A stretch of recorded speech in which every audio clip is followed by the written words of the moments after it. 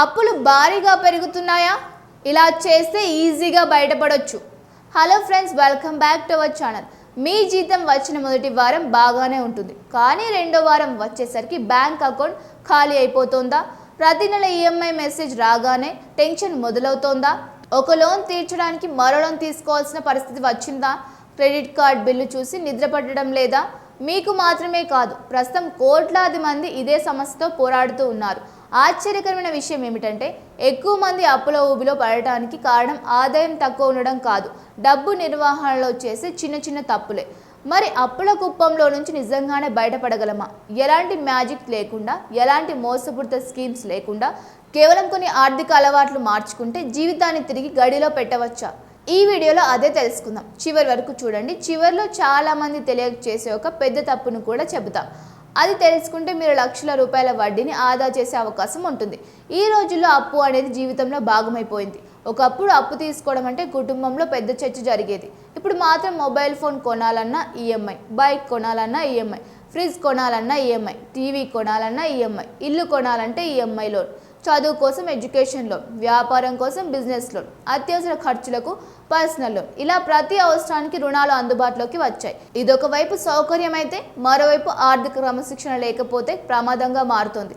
చాలా మంది చేసే మొదటి పొరపాటు ఏమిటంటే, తాము ఎంత సంపాదిస్తున్నామో తెలుసు, కానీ ప్రతి నెల ఎంత ఖర్చు చేస్తున్నామో తెలియదు. డబ్బు ఎక్కడికి వెళ్తుందో లెక్క ఉండదు. జీతం వచ్చినా కొన్ని రోజుల్లోనే అకౌంట్ ఖాళీ అవుతుంది. చివరకు నెలాఖరులో క్రెడిట్ కార్డుపై ఆధారపడవలసి వస్తుంది. ఇక్కడే అప్పుల చక్రం మొదలవుతోంది. అందుకే అప్పుల నుంచి బయటపడే మొదటి అడుగు బడ్జెట్.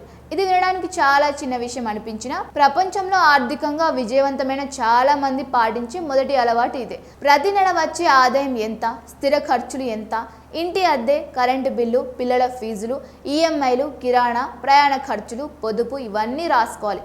కాగితంపై అయినా సరే, మొబైల్ యాప్లో అయినా సరే, లెక్కలు స్పష్టంగా ఉండాలి. మీరు ఒకసారి మీ ఖర్చుల జాబితా రాస్తే ఆశ్చర్యపోతారు. అవసరం లేని ఎన్నో ఖర్చులు కనిపిస్తాయి. ప్రతిరోజు బయట టీ, కాఫీ, ఆన్లైన్ ఫుడ్, అవసరం లేని షాపింగ్, ఉపయోగించని సబ్స్క్రిప్షన్లు, చిన్న చిన్న ఖర్చులే నెల చివరికి వేల రూపాయలుగా మారుతాయి. ఈ మొత్తాన్ని తగ్గించి లోన్ ప్రీపేమెంట్కు ఉపయోగిస్తే రుణం భారం చాలా వేగంగా తగ్గుతుంది. ఇప్పుడు ప్రీపేమెంట్ గురించి తెలుసుకుందాం. చాలామంది ప్రతి నెల ఈఎంఐ కడుతున్నారంటే చాలు అనుకుంటారు, కానీ అవకాశం వచ్చినప్పుడల్లా అదనంగా కొంత మొత్తం అసలు రుణానికి చెల్లిస్తే వడ్డీ భారం గణనీయంగా తగ్గుతుంది. ఉదాహరణకు మీ బోనస్ వచ్చింది అనుకోండి, ఇన్సెంటివ్స్ వచ్చింది అనుకోండి, లేదా ఏదైనా అదనపు ఆదాయం వచ్చింది అనుకోండి. ఆ మొత్తం ఖర్చు చేయకుండా కొంత భాగాన్ని లోన్ ప్రీపేమెంట్కు చెల్లిస్తే రుణం కాలం తగ్గుతుంది, మొత్తం వడ్డీ కూడా తగ్గుతుంది. ఇక్కడ ఒక విషయం మాత్రం తప్పనిసరిగా గుర్తుంచుకోవాలి. మీ లోన్పై ప్రీపేమెంట్ ఛార్జీలు ఉన్నాయా లేదా అనేది ముందుగా తెలుసుకోవాలి. కొన్ని రకాల రుణాలపై అదనపు చెల్లింపులకు ఫీజులు ఉండొచ్చు. అందుకే ముందుగా బ్యాంక్ నిబంధనలను పరిశీలించడం మంచిది. ఇప్పుడు చాలా మందికి ఉండే మరో సమస్య గురించి మాట్లాడుకుందాం. ఒకటి కాదు, రెండు కాదు, 3-4 లోన్లు ఉంటాయి. Home loan, car loan, personal loan, credit card బకాయి, కన్స్యూమర్ లోన్. ఇలాంటి పరిస్థితుల్లో ఏ లోన్ ముందుగా తీర్చాలి? దీనికి నిపుణులు చెప్పే ఒకే ప్రసిద్ధ పద్ధతి ఉంది. అదే అధిక వడ్డీ ఉన్న రుణాన్ని ముందుగా ముగించడం. ఎందుకంటే ఎక్కువ వడ్డీ ఉన్న రుణమే మీ సంపదను ఎక్కువగా తినేస్తోంది. దాన్ని త్వరత తగ్గిస్తే మొత్తం వడ్డీ భారం తగ్గుతుంది. ముఖ్యంగా క్రెడిట్ కార్డ్ బకాయిల విషయంలో చాలా జాగ్రత్తగా ఉండాలి. చాలా మంది కనీస చెల్లింపు మాత్రమే చేస్తూ మిగిలిన మొత్తాన్ని అలాగే వదిలేస్తూ ఉంటారు. కానీ క్రెడిట్ కార్డ్ బకాయిలపై వడ్డీ చాలా ఎక్కువగా ఉండే అవకాశం ఉంది. అందుకే వీరంత త్వరగా పూర్తి బకాయిని చెల్లించడం మంచిది. ఇప్పుడు మరో ముఖ్యమైన అంశం బ్యాలెన్స్ ట్రాన్స్ఫర్. మీ ప్రస్తుత లోన్పై వడ్డీ రేటు చాలా ఎక్కువగా ఉంటే మరో బ్యాంకులో తక్కువ వడ్డీకి లోన్ మార్చుకునే అవకాశం ఉండొచ్చు. దీనిని లోన్ బ్యాలెన్స్ ట్రాన్స్ఫర్ అంటారు. కానీ ఇది ఎప్పుడు లాభదాయకం అవుతుందనే గ్యారంటీ లేదు. ప్రాసెసింగ్ ఫీజ్, డాక్యుమెంట్ ఛార్జీలు, ఇతర ఖర్చులు, మిగిలిన లోన్ కాలం, ఇవన్నీ లెక్క వేసిన తర్వాత నిర్ణయం తీసుకోవాలి. ఇప్పుడు చాలామంది చేసే ఒక ప్రమాదకరమైన తప్పు గురించి మాట్లాడుకుందాం. ఒక లోన్ తీర్చడానికి మరో పర్సనల్ లోన్ తీసుకోవడం. ఇంకొందరు క్రెడిట్ కార్డ్ మీద క్యాష్ తీసుకొని ఈఎంఐ కడతారు. ఇది కొంతకాలం సమస్యను దాచిపెడుతుంది, కానీ పరిష్కారం కాదు. ఎందుకంటే కొత్త రుణం మరో వడ్డీ భారాన్ని తీసుకువస్తుంది. చివరకు అప్పు మీద అప్పు పెరిగిపోతూనే ఉంటుంది. ఇప్పుడు ఒక ప్రశ్న, ఆదాయం తక్కువగా ఉంటే ఏం చేయాలి? ఇక్కడ ఖర్చు తగ్గించడం మాత్రమే కాదు, ఆదాయం పెంచడం కూడా చాలా ముఖ్యం. ఈ రోజుల్లో అదనపు ఆదాయం సంపాదించడానికి ఎన్నో అవకాశాలు ఉన్నాయి. ఫ్రీలాన్సింగ్, ఆన్లైన్ ట్యూషన్స్, చిన్న వ్యాపారం, వీకెండ్ పార్ట్ టైం పని, డిజిటల్ సర్వీసులు, యూట్యూబ్, బ్లాగింగ్, మీ నైపుణ్యాన్ని ఆదాయంగా మార్చుకునే మార్గాలు చాలా ఉన్నాయి. అదనంగా వచ్చే ఆదాయాన్ని పూర్తిగా రుణాల చెల్లింపుకే కేటాయిస్తే అప్పుల నుంచి త్వరగా బయటపడే అవకాశం ఉంటుంది. ఇప్పుడు అత్యవసర నిధి గురించి కూడా తెలుసుకుందాం. చాలామంది ఈఎంఐలు కడుతూ పొదుపును పూర్తిగా మర్చిపోతారు. కానీ అనుకోకుండా అనారోగ్యం, ఉద్యోగం కోల్పోవడం, కుటుంబ అత్యవసర పరిస్థితులు వచ్చినప్పుడు మళ్ళీ అప్పు తీసుకోవాల్సి వస్తుంది. అందుకే కొద్దిగా అయినా అత్యవసర నిధి ఏర్పరచుకోవడం చాలా అవసరం. క్రెడిట్ స్కోర్ గురించి కూడా తెలుసుకోవాలి. ఈఎంఐలను సమయానికి చెల్లిస్తే మంచి క్రెడిట్ హిస్టరీ ఏర్పడుతుంది. భవిష్యత్తులో అవసరమైనప్పుడు తక్కువ వడ్డీకే రుణం పొందే అవకాశాలు పెరుగుతాయి.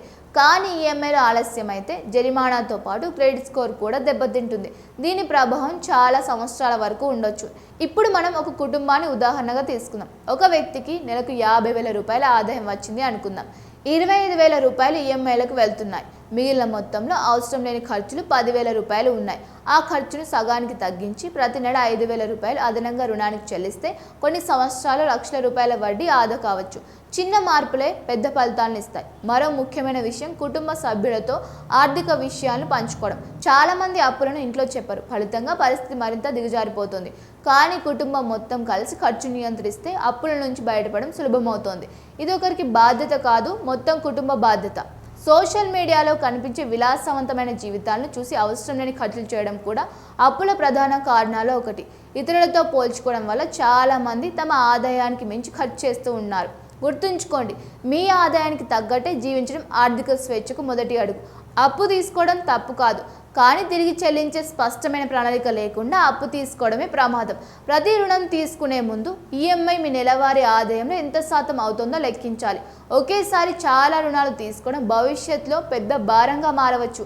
ఇప్పుడు ఈ వీడియోలో చెప్పిన ముఖ్యమైన విషయాలు మరోసారి గుర్తు చేసుకుందాం. మొదట బడ్జెట్ తయారు చేయాలి. ప్రతి రూపాయి ఎక్కడ ఖర్చు అవుతోందో తెలుసుకోవాలి. అవసరం లేని ఖర్చులు తగ్గించాలి. అదనపు ఆదాయం వస్తే రుణ ప్రీమియం చేయాలి. ఎక్కువ వడ్డీ ఉన్న రుణాన్ని ముందుగా ముగించాలి. క్రెడిట్ కార్డ్ బకాయిలను ఎక్కువ కాలం పెండింగ్లో ఉంచకూడదు. లోన్ బ్యాలెన్స్ ట్రాన్స్ఫర్ చేసే ముందు అన్ని ఖర్చులను పరిశీలించాలి. అప్పు తీర్చడానికి మరో అధిక వడ్డీ రుణం తీసుకోకూడదు. అవసరమైన నిధిని ఏర్పరచుకోవాలి. ఈఎంఐని ఎప్పుడు సమయానికి చెల్లించాలి. గుర్తుంచుకోండి, అప్పుల నుంచి బయటపడడం ఒక్క రోజులో జరిగే పని కాదు. కానీ సరైన ప్రణాళికతో, క్రమశిక్షణతో, చిన్న ఆర్థిక మార్పులతో అది ఖచ్చితంగా సాధ్యమే. డబ్బు మన జీవితాన్ని నడపకూడదు, మనమే డబ్బును నియంత్రించాలి. అదే నిజమైన ఆర్థిక స్వేచ్ఛ. మరి మీకు ప్రస్తుతం ఏ రకమైన లోన్లు ఉన్నాయి? హోమ్ లోనా, పర్సనల్ లోనా, వెహికల్ లోనా, లేక క్రెడిట్ కార్డ్ బకాయిలతో ఇబ్బంది పడుతున్నారా? మీరు పాటిస్తున్న ఆర్థిక చిట్కాలు ఏమిటో కామెంట్లో తప్పకుండా తెలియజేయండి. ఈ వీడియో మీకు నచ్చితే లైక్ చేయండి, మీ ఫ్రెండ్స్తో, ఫ్యామిలీతో షేర్ చేయండి. ఇలాంటి ఫైనాన్స్ అవగాహన వీడియోల కోసం మా ఛానల్ని సబ్స్క్రైబ్ చేసి బెల్ ఐకాన్ ప్రెస్ చేయండి. మళ్ళీ కలుద్దాం మరో ఇంట్రెస్టింగ్ వీడియోతో. Thank you for watching.